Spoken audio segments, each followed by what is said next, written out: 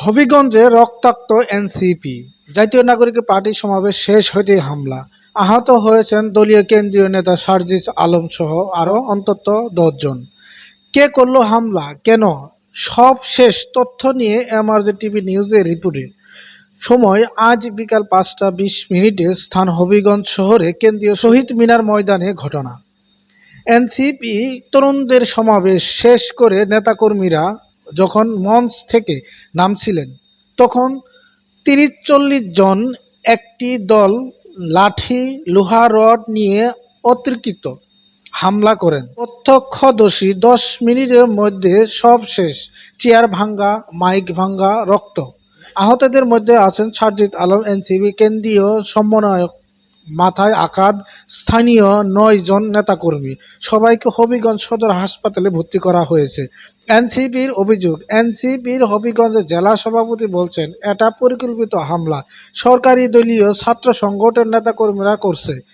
আমরা শান্তিপূর্ণ সমাবেশ করছিলাম। সার্জিস আলম হাসপাতাল থেকে বলছে, আমরা ভয় পাই না, রক্ত দিয়ে হলেও গণতন্ত্র প্রতিষ্ঠা করব।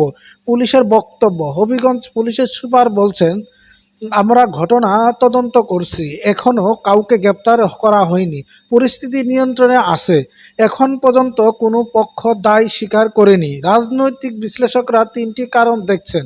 2026 নির্বাচন হবিগঞ্জ এনসিপির জন্য গুরুত্বপূর্ণ। এখানে তরুণ ভোটার বেশি, নতুন দল এনসিপির নতুন শক্তি হিসেবে উঠে আসছে পুরনো দলগুলো চাপে।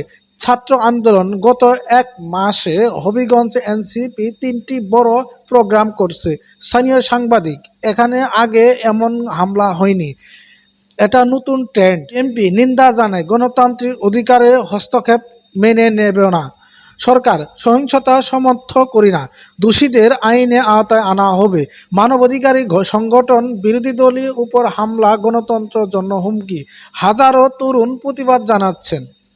সার্জিস আলম এনসিপির সবচেয়ে আলোচিত মুখ, ছাত্র আন্দোলনের ফ্রন্টলাইন নেতা, সোশ্যাল মিডিয়া 10 লাখ ফলোয়ার।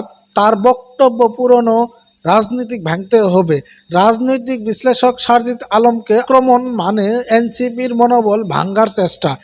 তার শারীরিক অবস্থা এখন স্থিতিশীল বলে ডাক্তার জানিয়েছেন। হবিগঞ্জের এনসিপি সমাবেশে হামলা, আহত সার্জিস আলম সহ 10। রাজনীতিতে সহিংসতার সমাধান না, সংলাপী পথ। আপনার মতে এই হামলার দায় কার? কমেন্টে জানান। দেশের সব খবর পেতে এমআরজে টিভি নিউজের সঙ্গেই থাকুন।